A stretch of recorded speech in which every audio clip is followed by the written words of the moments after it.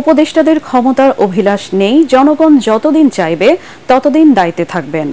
প্রথম দিন অফিস করতে এসে একথা বলেন ছাত্র আন্দোলনের সমন্বয়ক এবং অন্তর্বর্তীকালীন সরকারের যুব ও ক্রীড়া উপদেষ্টা আসিফ মাহমুদ। আরেক উপদেষ্টা নাহিদ ইসলাম বলেন, ইন্টারনেট শাটডাউনের সাথে জড়িতদের বিরুদ্ধে ব্যবস্থা নেওয়া হবে। একই সাথে নিত্যপণ্যের দাম কমানোর কথা বলেছেন মৎস্য ও প্রাণী সম্পদ উপদেষ্টা ফরিদা আক্তার। রিপোর্টে জানাচ্ছেন মাহবুব কবির চপল।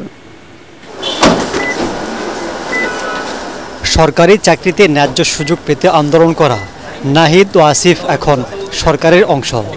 লেখাপড়া শেষ করার আগেই হলেন মন্ত্রী পদমর্যাদার উপদেষ্টা। ডাক, টেলিযোগাযোগ ও আইসিটি মন্ত্রণালয়ের উপদেষ্টার দায়িত্ব পেয়ে প্রথম দিন সচিবালয়ে অফিস করেন নাহিদ। বলেন, ইন্টারনেট সেবা পাওয়া মানুষের অধিকার। যারা অবৈধভাবে এই অধিকার বন্ধ রেখেছিল তাদের বিরুদ্ধে ব্যবস্থা নেওয়া হবে। ইন্টারনেট ব্যবহারটা কিন্তু এটা একটা ডিজিটাল রাইটসে পরিণত হয়েছে, এটা একটা মানবাধিকারের বিষয়।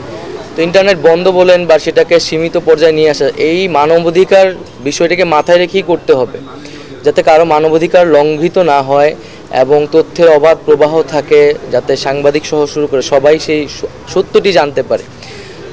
তবে আমি আজকে চেষ্টা করব প্রথম দিনই যে গত আন্দোলনে যে ডিজিটাল ক্র্যাকডাউন আমরা বলেছি ইন্টারনেট বন্ধ করে, তার তদন্তের জন্য আজকে আমি ব্যবস্থা নেব যে কেন এই ঘটনাটি ঘটেছিল এবং কারা সেটার সাথে জড়িত ছিল।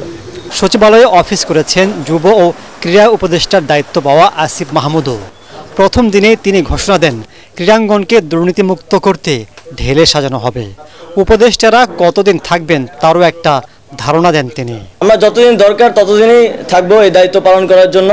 আমাদের যারা আছেন আমাদের অন্তর্বর্তীকালীন সরকারে কারোরই আসলে ক্ষমতা ধরে রাখার বা ক্ষমতায় থাকার অভিলাষটা নেই। আমরা এমন একটা সিস্টেম গড়ে দিয়ে যেতে চাই এই অন্তর্বর্তীকালীন সরকারের অধীনে, যাতে করে যে ব্যক্তি আসুক সে ওই সিস্টেম ফলো করার মাধ্যমে এই যে দুর্নীতির কথা বলছেন কিংবা অনিয়মের কথা বলছেন সেগুলো যেন আর কখনোই ফিরে না আসতে পারে। এদিন অফিস করেছেন স্থানীয় সরকার উপদেষ্টা হাসান আরিফও।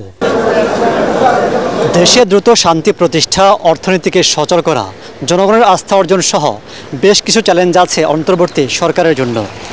নবীন প্রবীণে গড়া এই সরকার তার কতটুকু পূরণ করতে পারে সেদিকে তাকিয়ে আছে দেশবাসী। মাহবুব কবির চপল, এটিএন বাংলা, সচিবালয়, ঢাকা।